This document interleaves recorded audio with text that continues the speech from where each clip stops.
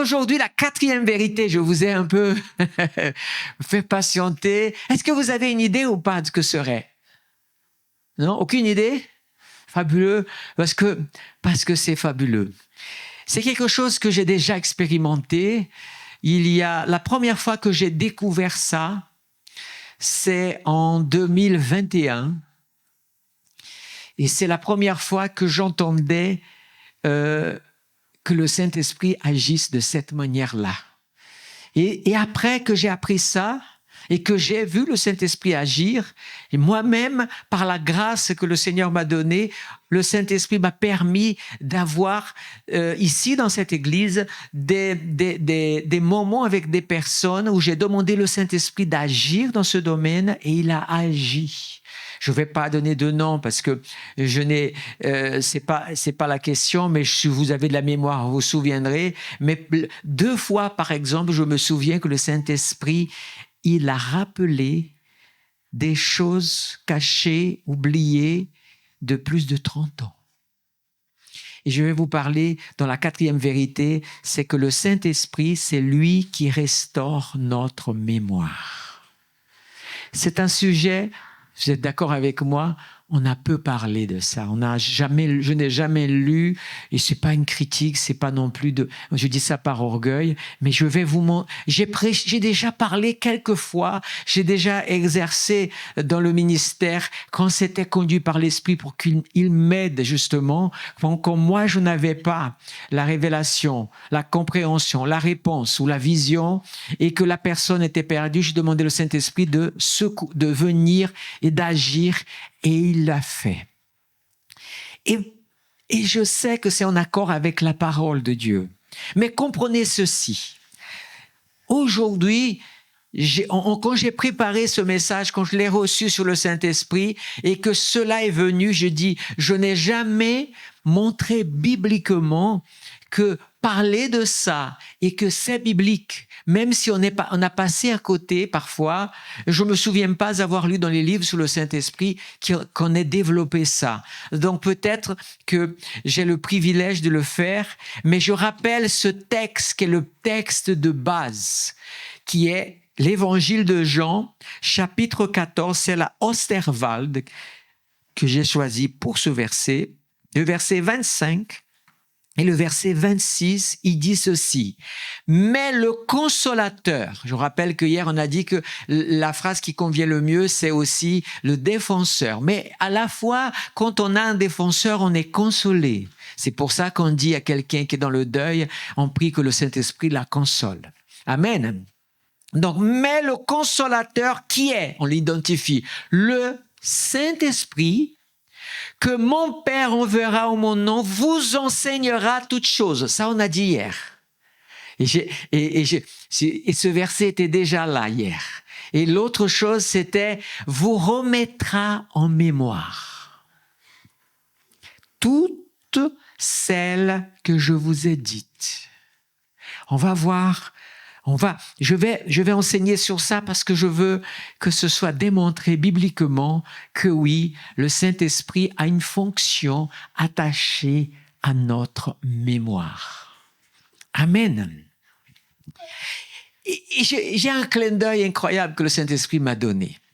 Vous vous souvenez du début de la réunion? J'étais déjà un petit peu après, quand Jérémie était là. À un moment donné, qu'est-ce qu'il a fait, Jérémie? Il m'a fait un petit peu frémir parce qu'il a dit « Waouh, il va le dire ». Il ne l'a pas dit, mais il a cité ce passage. Et j'ai vu ça comme le Saint-Esprit faisant un petit clin d'œil, puisque je vais parler de la mémoire. Le roi Ézéchias. Qu'est-ce qu'il a fait pour Dieu, le roi Ézéchias? Quand le prophète est arrivé, il lui a dit « Ton temps est arrivé de mourir ». Voilà ce que dit 2 Rois, chapitre 20, verset 3. La prière d'Ézéchias a été très courte, mais d'une efficacité incroyable.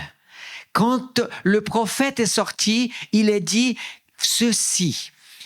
Ça, je ne t'avais pas donné parce que je l'ai mis tout à l'heure. Donc, c'est la seconde 21, 2 Rois, chapitre 20, verset 3. Et il a dit donc, il s'est présenté devant le Seigneur, on est d'accord ? Et il a dit ces paroles-ci. Éternel, Zakar. Souviens-toi en hébreu. Il a rappelé Dieu, il a invité Dieu à avoir de la mémoire pour lui, en sa faveur. Il dit, souviens-toi que j'ai marché devant toi dans la vérité avec un cœur intègre et que j'ai fait ce qui est bien à tes yeux. Quand il a fermé, il n'a pas dit ça par orgueil, parce que derrière, il a pleuré abondamment. Vous savez, je vous invite à emmagasiner des choses favorables pour vous devant Dieu. Car dans des moments d'épreuve très grandes, vous pourrez les rappeler à Dieu. Avec humilité, pas avec arrogance, mais avec humilité, mais avec foi et avec force. Donc quand il a sorti ce passage, je me suis réjoui, j'ai dit, waouh! On est d'accord, Saint-Esprit. On va parler de mémoire. Alléluia. Vous savez, ce verbe s'est ramené à l'esprit. C'est-à-dire, j'aime beaucoup ce sens qui est utilisé dans la traduction de ce mot, que ce soit le mot qu'on va utiliser pour le grec ou le mot qu'on utilise pour l'hébreu, ce sens c'est faire revenir à l'esprit. C'est se rappeler quelque chose, se souvenir de quelque chose. Et je vais vous dire oui, mais on pourrait regarder et dire oui, mais le cerveau est constitué, etc., etc. OK, mais moi je vais vous montrer qu'il y a des choses qu'on se souvient alors que ce n'est possible que parce que le Saint-Esprit a voulu le faire. Parce que si le diable aime bien rappeler à notre mémoire nos fautes, nos erreurs et nos hontes, on est d'accord ? Il ne vous rappellera pas certainement des moments de fidélité de votre vie pour que vous puissiez louer Dieu. Ou alors un devoir que vous avez besoin de faire pour réparer quelque chose, que Dieu va être glorifié. C'est pas sur le diable que vous devez compter pour vous rappeler ça, ni sur votre propre nature, parce que nous avons tendance à oublier les choses qui nous arrangent, qui nous font honte. Et même, parfois, on nous amène même à oublier que c'est mieux. Mais quand il s'agit de rentrer dans une dimension de réparation spirituelle, le Saint-Esprit est là pour rappeler, et quand il rappelle, il agit. Amen. Alors allons-y. Éternel, souviens-moi. Waouh. Comment peut-on dire que le Saint-Esprit se charge de se souvenir, de nous faire rappeler des choses? Alors, je crois que j'ai mis ici, et je vais vous donner, comme ça on passe ça. Dans le grec, vous allez voir, c'est souriant, le mot mémoire, c'est anamnésis. C'est deux mots. Ana. Ana veut dire qui est parmi, qui est quelque part. Ok, Ana? Ana, c'est un mot d'origine grecque, donc qui veut dire par là ou Anne, hein, dans le sens, sauf que on utilise de N pour Anne, parce que si on met un, une fois j'ai écrit le nom, je ne sais plus de qui, il y a des années, j'ai mis Anne avec un seul N, tu me traites d'Anne? Bon, ok, passons. Anamnésie veut dire parmi au milieu, et nésis ou méné, c'est pas évident, se souvenir. Et en fait, tout ça, quel est le but de dire tout ça? On arrête avec ces mots étranges, on va dire comme ça. Dans certains endroits de la littérature, ce mot dénote un enregistrement écrit. C'est ce qu'on appelle écrire des annales. OK? Écrire des annales. Utilisé pour enregistrer et garder en mémoire les actes d'une personne. Biographie, par exemple. Ce mot-là. Mais signifie aussi, dans les temps anciens, ériger une statue à la mémoire de quelqu'un. Soyons honnêtes, on connaît tout ça, nous, dans notre société. Quel est le plus grand, le monument le plus grand et qui aujourd'hui on a à la mémoire de quelque chose? C'est facile, je vais vous donner une indication, vous allez trouver vite. Il fait 21 000 kilomètres. La muraille de Chine. 7e siècle avant Jésus-Christ. C'est un monument d'une période que tout le monde connaît. Notre monde est écrit de points de mémoire. En Corse, il y a une habitude, on peut l'apprendre de différentes façons, mais comme on parle de la Corse, donc on va dire que les gens veulent, qu'est-ce qu'ils font quand un être cher est mort, paraître sur la route ou quelque chose comme ça, on érige quelque chose là qui se rappelle. Je ne rentrerai pas sur si c'est bien ou pas bien, c'est une tradition, donc elle existe. Mais c'est la mémoire. La mémoire, toujours la mémoire. Et ça, nous avons plein de monuments. Nous avons par exemple l'Arc de Triomphe. Tous les ans, il y a une cérémonie qui est différente d'une cérémonie funèbre.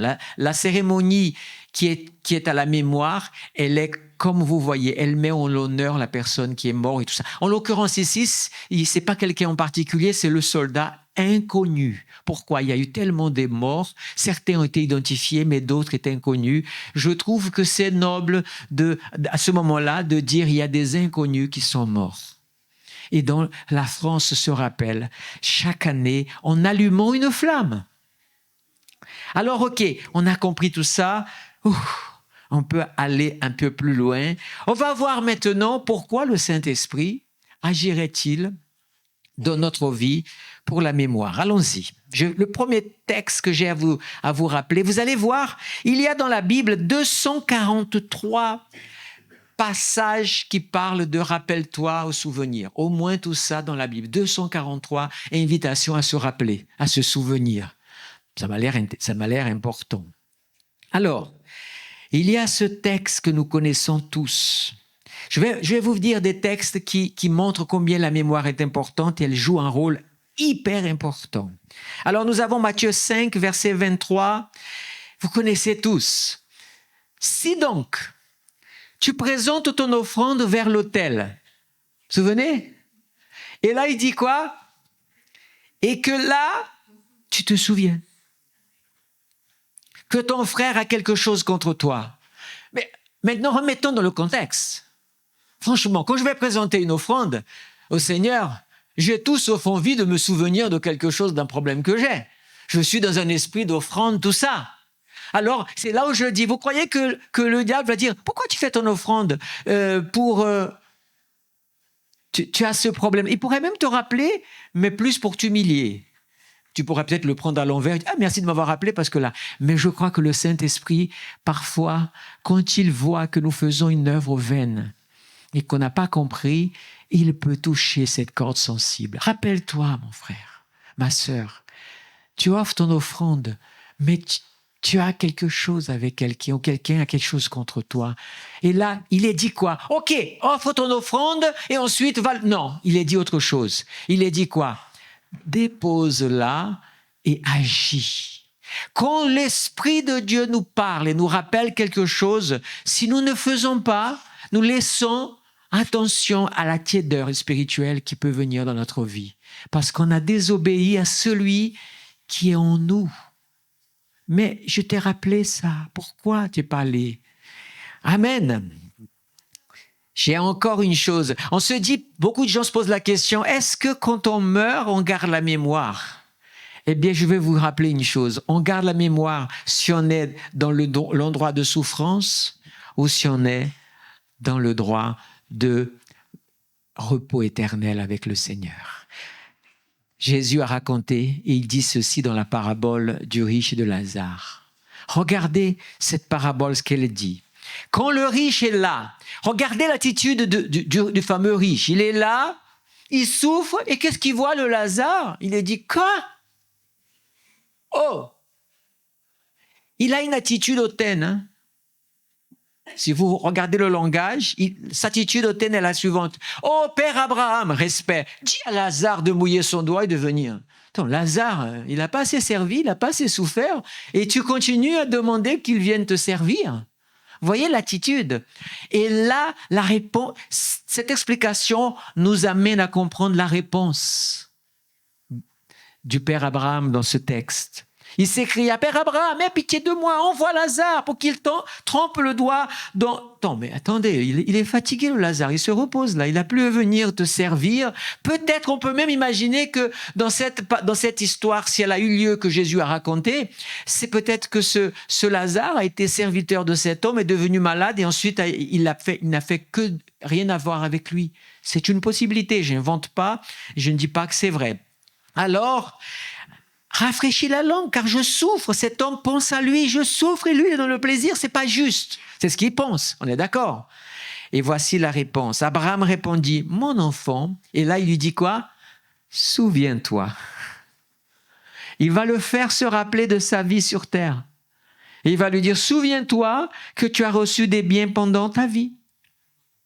Et souviens-toi que Lazare n'a connu que des malheurs. Maintenant, c'est normal que lui soit consolé et que toi, tu souffres. Il s'est dit ça. C'est des choses qui sont délicates, mais oui, on le rappelle. Dieu n'est pas injuste. Et en gardant la mémoire des gens, ils ont le souvenir de quoi, d'après vous? Toute leur vie sur terre, les opportunités qu'ils ont eues et qu'ils n'ont pas voulu. Ils sont obligés de reconnaître, si je suis là, c'est parce que j'ai raté tous les rendez-vous que Dieu m'a donnés. Amen. Vous voyez, Jésus parle de mémoire, l'importance de la mémoire. Alors, je vais vous montrer quelque chose que... Vous savez, je suis comme un enfant dans la parole de Dieu quand je découvre des choses, mais je suis là, tout joyeux. Parfois, j'exprime et ça peut paraître une espèce de « wow, il est plein d'orgueil », tout ça. C'est pas ça. C'est vraiment, je vous assure, je me réjouis de découvrir quand le Saint-Esprit conduit comme ça. Vous vous rappelez, je vais vous lire ce texte dans Jean chapitre 2, versets 21 et 22, second 21. Il est dit ceci. Cependant, lui parlait du temple de son corps. Vous vous souvenez? Jean rappelle cette histoire qu'on a lue hier, quand les gens n'ont pas compris que Jésus a dit que le temple est détruit. Jean va reprendre ce texte, mais il nous donne quelque chose d'intéressant. C'est que même les disciples qui étaient avec Jésus n'ont pas compris ce que Jésus avait dit. Et Jean 2 va dire, cependant lui parlait du temple de son corps. C'est pourquoi, écoutez bien, lorsqu'il fut ressuscité, simplement après, ses disciples, qu'est-ce qui s'est passé? Se souvinrent qu'il avait dit cela, et c'est seulement là qu'ils crurent à l'écriture et à la parole que Jésus avait dite. Incroyable. Le travail de se souvenir ramène des choses qui produisent quelque chose. Quand c'est le Saint-Esprit qui le fait, il produit des choses. Et vous allez me dire comme ça, parce que là je suis, on va dire, un avocat de la parole de Dieu pour argumenter. Oui, vous pouvez dire comme ça et vous levez. Non, mais le Saint-Esprit, à ce moment-là, quand il a ressuscité, le Saint-Esprit n'était pas encore descendu pour agir. Et non, si. Il avait été. Mais regardez avant d'y arriver. On va voir la résurrection de Jésus maintenant. Luc 24, versets 6 à 8 et le 11. Il est dit ceci. Il n'est pas ici, il est ressuscité. D'accord? C'est quoi? C'est les anges qui disent ça aux femmes. On est d'accord? Et là, qu'est-ce que les anges vont dire? Souvenez-vous qu'il vous l'avait dit. Ah mais oui, on avait oublié. Normalement, les disciples, s'ils n'avaient pas oublié, ils n'auraient pas dû perdre l'espérance quand Jésus était en train de mourir. Ils se dire, mais vous savez, il souffre, tout ça, c'est pour nous, ça nous fait mal, mais il va ressusciter. Non, ils ne pouvaient pas. Leur mémoire était bloquée encore sur cette compréhension-là. Mais l'ange commence à dire, souvenez-vous, une manifestation spirituelle. Quand on rencontre avec un ange, c'est forcément un effet, un impact spirituel sur la vie de quelqu'un. Alors, il dit quoi? Souvenez-vous. Et donc, qu'il a dit, et lorsqu'il était encore en Galilée, il faut que le Fils de l'homme soit livré, et l'ange rappelle qu'il soit crucifié et qu'il ressuscite le 3e jour. Et là, il est dit, elles se souvinrent alors des paroles de Jésus. Alors, j'ai coupé ici le verset, mais je vous rappelle le contexte. Ces femmes-là, qui étaient venues pour embaumer Jésus, pour le parfumer et tout ça, elles reviennent avec la bonne nouvelle. Elles se sont rappelées, elles sont waouh, tout ça, leur intelligence, leur mémoire a été restaurée, on est d'accord? Mais la mémoire des disciples ne l'est pas encore. D'accord ou pas? Quand elles arrivent, elles disent, il est ressuscité, etc. Elles font la fête et tout. Et là, le texte, mais ils prirent leur discours pour des absurdités, ils ne crurent pas ces femmes. Nous avons ici ce qui se passe entre deux personnes. L'une qui a reçu le toucher de l'esprit et qui a ravivé, qui a rappelé des choses, et celui qui l'a pas encore reçu. Même s'ils sont croyants tous les deux, ils peuvent ne pas se comprendre. Parce que l'expérience n'est pas la même. Nous ne pouvons pas juger celui qui n'a pas eu l'expérience de quelque chose et de ne pas le comprendre, alors que peut-être si moi je l'ai reçu, donc ni me sentir supérieur, puisque je suis un privilégié. Amen. Mais alors, vous vous souvenez de ce qui s'est passé? Rappelez-vous, après cette affaire-là, Jésus apparaît au milieu d'eux. C'est fermé la porte. Quelle est la première chose que Jésus fait? Recevez le Saint-Esprit. Ah, donc là, il a fait quoi? Il a guéri leur mémoire. Et c'est pour ça que Jean dit, quand il fut ressuscité, il se souvint et ils comprirent la parole et ils crurent, etc. Pourquoi? Parce que les disciples avaient reçu le Saint-Esprit avant la Pentecôte. Parce qu'il y avait besoin. Ce qu'ils allaient recevoir, c'était le Saint-Esprit en personne, parce qu'il a reçu, parce que faut quand même comprendre que Jésus et le Saint-Esprit sont la même personne. Mais on est dans le mandat du Fils de Jésus. Donc lui, il souffle. Le souffle de Dieu, c'est le Saint-Esprit. Le souffle de Jésus, c'est le Saint-Esprit. Ils ont reçu. Mais quand Jésus va partir, le Saint-Esprit va avec lui, en lui. Amen. Mais il revient à la Pentecôte pour rester avec eux. Mais ces disciples-là, c'est pour ça qu'ils ont tenu tous ces jours là-bas, 10 jours en prière, parce qu'ils avaient vécu une expérience. Je peux vous dire une chose, peut-être quelqu'un vit loin du Seigneur, mais a vécu des expériences avec le Saint-Esprit. Sachez que cette personne est marquée à vie. Elle peut même se perdre, mais c'est parce qu'elle va vraiment continuer d'erreur en erreur. Mais le Saint-Esprit, quand il te touche une fois, ça fait déjà une différence dans ta vie. Amen. Gloire à l'Éternel. Je peux entendre un Alléluia. Le Seigneur, il est bon ou pas? Alors je continue. Maintenant, on peut aller plus loin. Waouh, on a fait ça. Mais aujourd'hui, qu'est-ce qui est important? Est-ce que la mémoire est vraiment importante? Alors, je vais vous rappeler une chose ici. Les ennemis de la mémoire. Vous savez ce que c'est, les ennemis de la mémoire? Vous êtes prêts? J'ai ici, ça, je ne l'ai pas pris dans la Bible, je l'ai pris dans les bouquins qu'on peut trouver. Mais écoutez la liste des choses qui sont, quand vous avez ces choses, quand vous vivez ces choses, quand vous pratiquez ces choses, quand vous utilisez ces choses, elles attaquent votre mémoire d'une manière ou d'une autre. Stress, ennemi de la mémoire. Fatigue, ennemi de la mémoire. Anxiété, ennemi de la mémoire. Attention, celle-ci va faire mal à beaucoup de monde. Mauvaise alimentation, ennemi de la mémoire. Alcoolisme, ennemi de la mémoire. Drogue, ennemi de la mémoire. Excès de médication, ennemi de la mémoire. Terrible. Nous avons les maladies qui affectent ou qui détruisent la mémoire. Alors j'ai fait ici, franchement c'est terrible. Nous avons la maladie de Creutzfeldt-Jakob. Nous avons celle qui est terrible aussi, Alzheimer. Parkinson. Syndrome de Korsakoff. Vous ne connaissez pas celui-là, j'avoue. Quand la personne, pour une raison ou une autre, a un AVC, ça impacte aussi sa mémoire.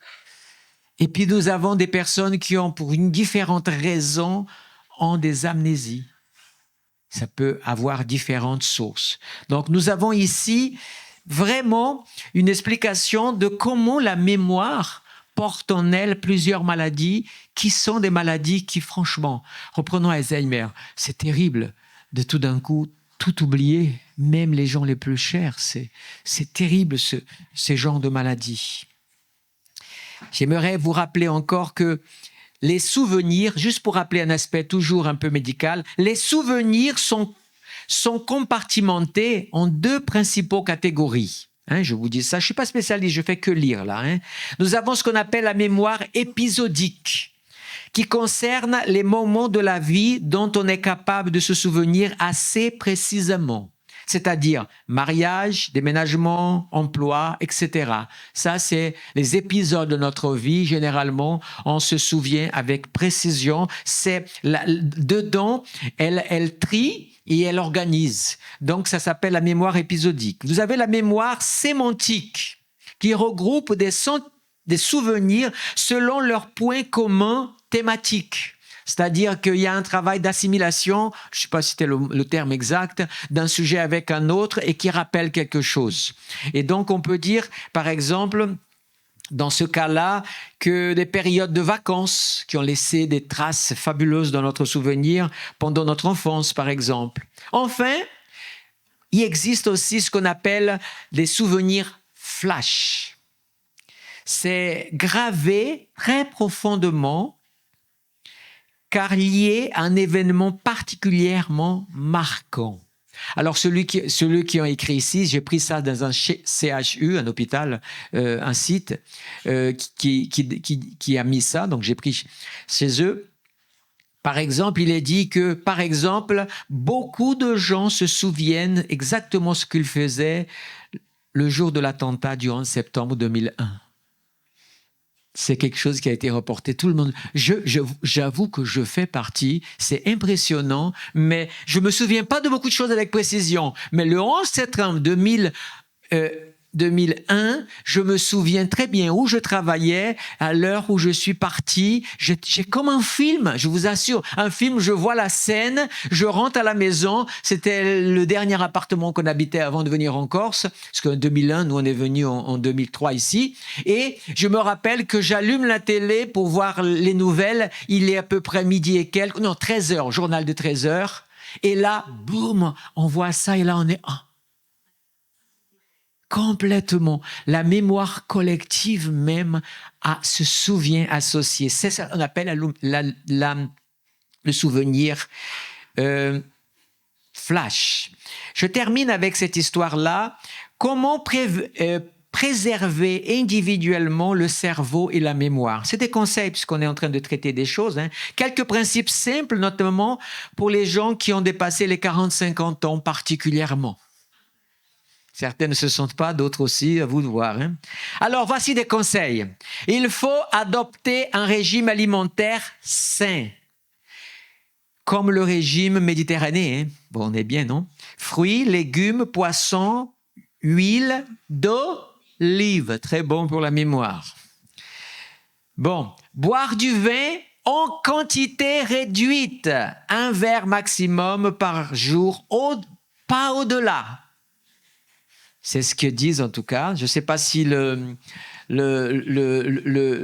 groupe des viticoles ont payé pour dire ça, mais certainement au niveau de... Voilà, moi je mange des raisins, ça peut aussi peut-être aider. Veillez à avoir un sommeil de qualité. C'est favorable pour stocker les souvenirs. Pourquoi? Pendant que vous dormez, votre cerveau profite et met de l'ordre un peu et casse tout ça comme il faut, tranquillement, pendant que vous dormez. Évitez les médicaments du genre somnifères ou hypnotiques. Eux-mêmes ont même un effet effaceur de mémoire. C'est plus terrible encore. Proscription, le tabac. Je ne fais pas de message, je dis simplement ce qui était écrit. Pratiquer une activité physique régulière.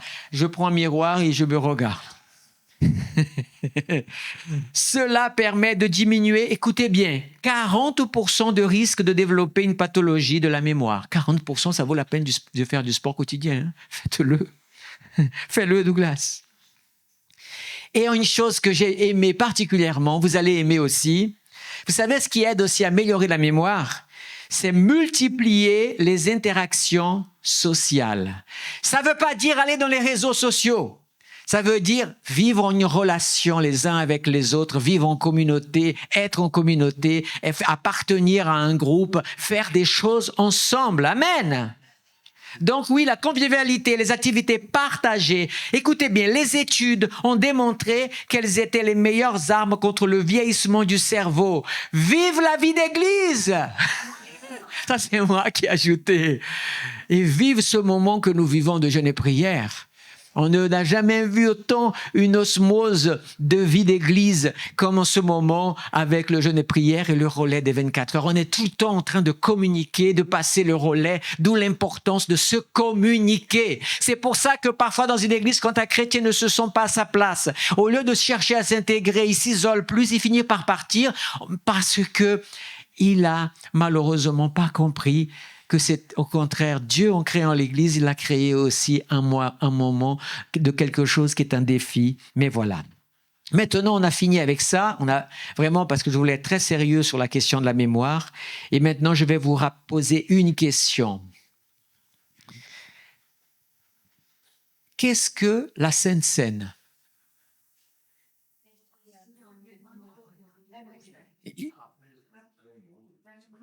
Oui.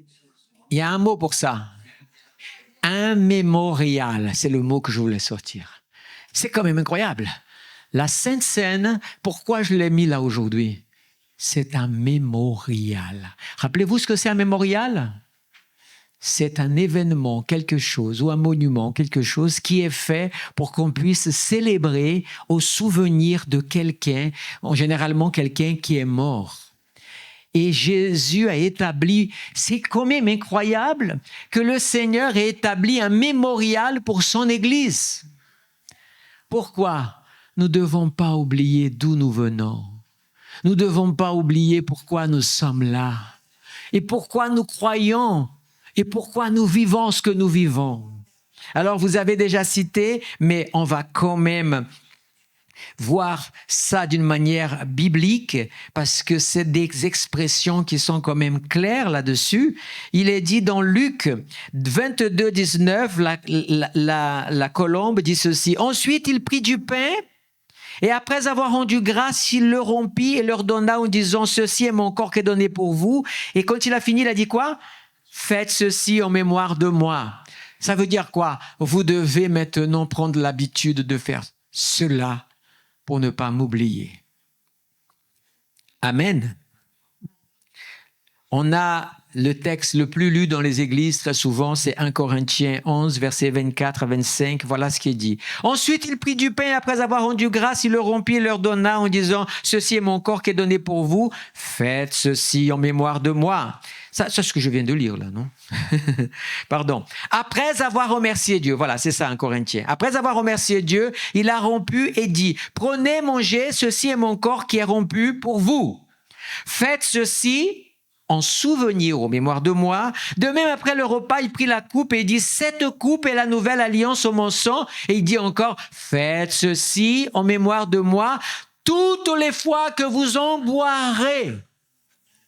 C'est pour ça que je suis partisan que la Sainte Seine doit être prise, mais toujours comme un moment spécial. Pas comme une virgule dans un culte, tradition, mais comme un moment où on doit s'arrêter. Quand on va devant un mémorial et qu'il y a une célébration, quand on voit par exemple au niveau, les armées ont des événements qu'elles célèbrent. Je me rappelle que, donc ce soit l'armée, prenons l'exemple de la gendarmerie, vous avez le jour qui est mis à l'honneur, tous les gendarmes qui sont morts dans le courant de cette année, il est lu leur nom et ce qu'ils ont reçu, leur grade et tout, pour qu'aucun n'oublie. C'est un devoir de mémoire. Amen. Mais Dieu aussi désire qu'on n'oublie pas. Le Dieu que nous connaissons d'aujourd'hui est le même que l'on connaît de l'Ancien Testament. C'est le même Dieu qui a établi 3 fêtes pour le peuple d'Israël. Il a établi la Pâque, devoir de mémoire. Rappelez-vous, quand vous la célébrez, que vous avez été esclaves, que j'ai manifesté ma main puissante et que je vous ai sortis d'Égypte. Tous les ans, les Juifs célèbrent cela. Ensuite, il a dit, 50 jours après, tout est calculé. Pourquoi Dieu a mis des détails, des nombres de jours, tout ça? Parfois, quand on lit ça, ça peut paraître un peu dans le livre des Nombres ou de Lévitique, un peu barbant de se dire, ouais, mais oui, Dieu est de précision. Vous savez pourquoi? Parce que la précision est l'ami de la mémoire. Amen. La généralité n'est pas la même chose, mais quand on est précis. Jésus, tu compteras 7 jours et tu auras le pain sans levain chaque jour. Ensuite, tu compteras 50 jours et ensuite, au 5e, tu feras ça et ça. Mémoire, Pentecôte. Je suis le Seigneur qui bénit ta plantation. La première chose que tu apporte à l'Éternel et l'Éternel bénit toute la récolte. Amen. Et puis vient le grand mémorial quand on arrive vers le mois donc de Tisré. Et là, c'est notre mi-septembre ou mi-octobre dans cette région selon notre calendrier. Commence par le premier jour, tu sonnes la trompette. Alléluia. Premier jour. Et après, tu comptes tel jour et tu auras un jour qui est le jour de la grande repentance. Mémoire, tu le célèbres tous les jours. Et pour finir tout ça, tu finis en bonté avec la fête des tentes. Pourquoi? Pour te souvenir que pendant 40 ans, tu as habité dans des tentes. Dieu a établi tout un système pour que son peuple se souvienne. Les peuples orientaux ont plus de mémoire que les peuples occidentaux. Pourquoi? Parce qu'ils ont une histoire. Les enfants connaissent leur histoire. Leur histoire. Nous, aujourd'hui, même si ça peut paraître critique, mais nos livres d'histoire, parfois, sont révisés, sont remis en question, et parfois, dans les programmes d'école, il n'y a même plus l'histoire. Les gens ne connaissent même plus. Il y a tellement d'histoires. Mais connais ton histoire pour te connaître toi-même. Amen. Donc, on voit que le devoir de mémoire est important. Dieu a fait ça, c'est pas pour rien. Donc, on a toute cette célébration qui est là. Et puis, nous avons aussi une chose qui est un devoir de mémoire pour l'Église. 2 Timothée, chapitre 1er, versets 3 à 4, il est dit ceci. Paul, écoutez bien, Paul est en train de faire quelque chose d'incroyable là. Il écrit, Paul est proche... Dans 2 Timothée, quand Paul écrit 2 Timothée, dans peu de temps, il va mourir. Il est en prison quand il écrit 2 Timothée, Paul. Et Timothée est le pasteur de la plus grande église de l'époque. C'est l'église d'Éphèse. Il est à la tête de cette église. Et Paul connaît toutes les souffrances de Timothée. Et il va écrire quelque chose qui est incroyable. Écoutez bien ça. C'est incroyable les paroles de Paul. Il va dire comme ça. « Je rends grâce à Dieu que je sers à la suite de mes ancêtres avec une conscience pure. » Et il dit ceci. Regardez ce qu'il écrit pour que Timothée, quand il lit ça, Timothée va pleurer de joie. « Je ne cesse de faire mention de toi dans mes prières, nuit et jour.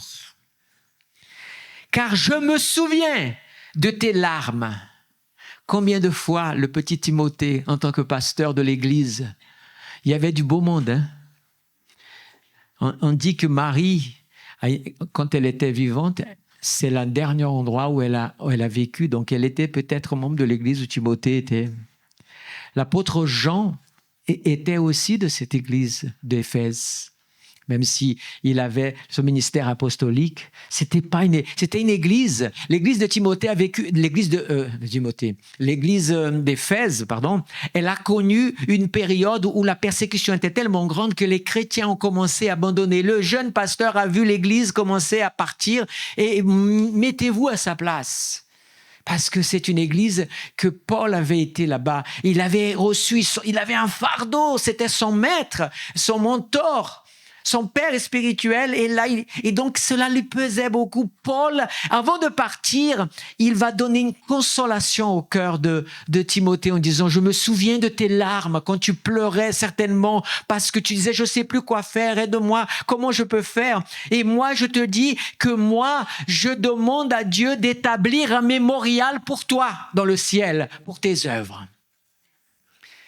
Tout ce que vous faites pour Dieu est enregistré.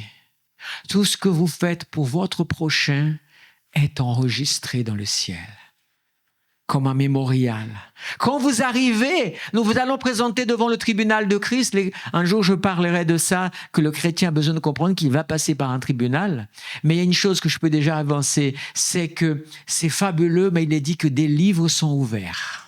Des livres, bien sûr, où il y a tes actes. Et c'est là où il a dit, écoute, mon enfant, tu as été fidèle. Voici la liste, voici le mémorial. Ça a été enregistré au ciel pour te rappeler que ce que tu vas recevoir, c'est ce que tu as planté aussi. Ton œuvre n'est pas vaine. Je ne sais pas vous, mais savoir que Dieu voit tout. Ça nous met en humilité de nous dire, je dois veiller plus sur ma conduite, sur mes paroles, parce que tout est enregistré là-haut. Mais que ce que vous faites pour quelqu'un, qu'est-ce que Jésus a dit dans Matthieu 25?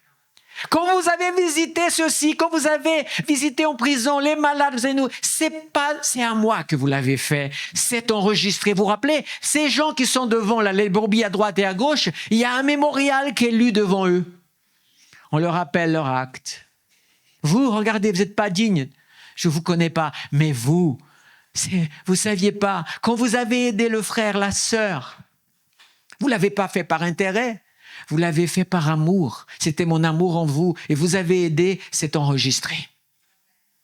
Alléluia! L'importance. Alors, est-ce que vous comprenez pourquoi le Saint-Esprit, donc, travaille pour que notre mémoire soit la meilleure? Parce que c'est important de savoir cela. Alléluia. Acte 10, verset 4, il y a un homme qui s'appelle Corneille. Vous savez, vous vous rappelez? Qu'est-ce qui se passe, Corneille? C'est ma dernière histoire sur ça. Corneille, il prie, il fait des aumônes et tout. Et quand l'ange vient le voir, qu'est-ce qu'il est dit? Il est dit une chose incroyable. Corneille, écoutez bien, c'est un homme qui n'est pas encore converti, ne connaît pas Jésus vraiment, mais il est un homme qui a compris des choses, vivant dans le milieu du judaïsme et entendant certainement beaucoup de choses. Il est pieux et ça est monté devant Dieu. Il y a des gens qui ne savent pas dans ce monde que même sans connaître Dieu, ils sont bénis parce qu'ils sont pieux. Ils ont de l'amour pour les prochains.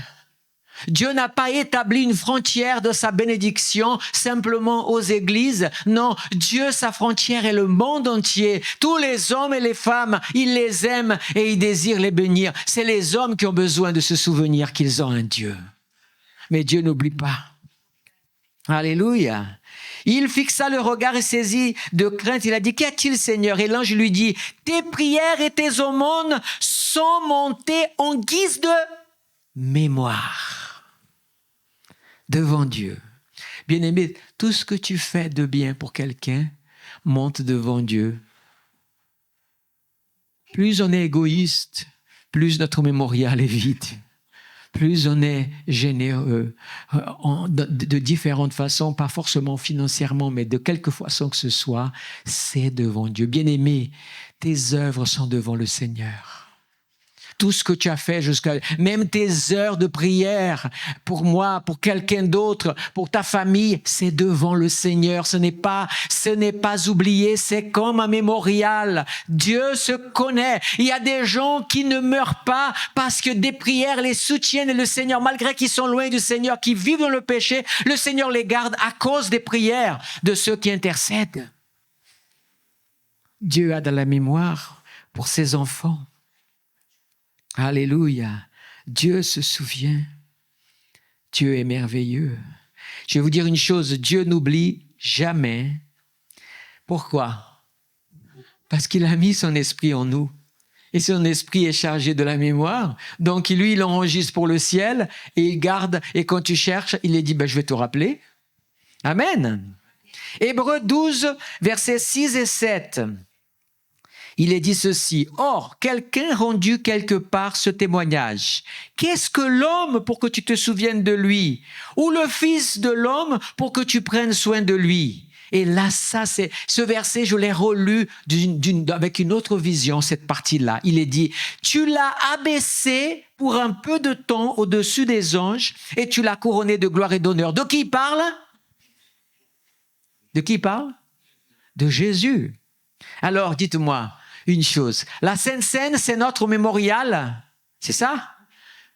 Au sujet de ne pas oublier Jésus et l'acte d'amour de Dieu. Mais Dieu a un mémorial. Comment Dieu pouvait se souvenir des hommes? En faisant Jésus venir et devenir un homme. En devenant un homme, Jésus s'est identifié aux hommes et tout ce qu'il a fait a attiré. Et permettez-moi une image un peu particulière, chaque fois que Dieu voit Jésus, comprenez la dimension que je ne pourrais pas expliquer, mais chaque fois qu'il voit Jésus, il se souvient de chacun d'entre nous. La preuve, c'est quoi? Étienne, quand il meurt, avant de mourir, on dit toujours qu'il a été lapidé dans le tribunal. Il est là, il voit quoi? Dieu sur le trône et Jésus à côté, à sa droite. C'est une vision qu'il a. C'est une représentation. On dit que Jésus est notre avocat auprès du Père. Ça veut dire, quand toi tu es là, on a parlé d'Ézéchias qui avait prié, souviens-toi de moi. Eh bien, j'ai envie presque d'imaginer cette scène. Quand les choses se passent mal, peut-être la colère de Dieu contre le péché de notre vie, mais Jésus dit, Père, regarde-moi. Regarde ce que j'ai fait, c'est pour lui. Fais grâce et miséricorde. Jésus est notre mémorial devant Dieu. Jésus est notre mémorial ici sur terre pour Dieu. Vous comprenez pourquoi qu'il y a un seul médiateur entre Dieu et l'homme, c'est Jésus l'homme. L'homme, c'est marqué. Parce que l'homme est notre mémorial. Il est Dieu, bien sûr. Mais sur terre, il était aussi homme. Il avait besoin d'être homme pour être un mémorial. Quand nous célébrons le Jésus qui est mort sur la croix. Mais à la différence que ce mémorial-là, c'est pas un défunt qui est enterré, mais qui est ressuscité. C'est toute la différence de ce mémorial. Amen. Et je termine par une phrase, permettez-moi, j'appellerais ça phrase intelligente, mais je ne pense pas qu'elle est de moi. Dieu, bien-aimé, n'efface pas les mémoires. Ne demandez pas à Dieu, Seigneur, efface cette partie de ma vie. Dieu n'est pas là pour effacer les mémoires. Dieu, c'est ce qu'il fait.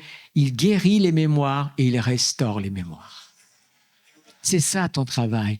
Dans ton souvenir, il n'y a plus la douleur. Parce qu'il y a le pardon. Quand tu te souviens de tes péchés rappelés par Satan, tu souffres. Tu te sens, minable, plus bas que terre. Mais quand tu te souviens devant le trône de Dieu que tu as péché tant de fois, tu vois la grâce de Dieu et tu te dis oui, je ne mérite pas ce que j'ai, mais je me souviens qu'il m'a relevé par Jésus-Christ. Je suis pardonné. Oui, je me souviens. Et tu peux dire aux gens, combien de fois nous voyons des chrétiens qui vont voir d'autres qui ont les mêmes problèmes. Il a dit, tu sais, moi j'ai commis ça. On dit, oh, t'as pas honte de le dire. Non, je me souviens de tout ce que j'ai fait, mais ça ne me fait plus mal parce que j'ai été lavé. Toi, tu souffres de ça, j'ai la solution pour toi. Tu vas pas oublier tes erreurs, mais tu vas te servir d'elles pour corriger. Mémoire. Amen.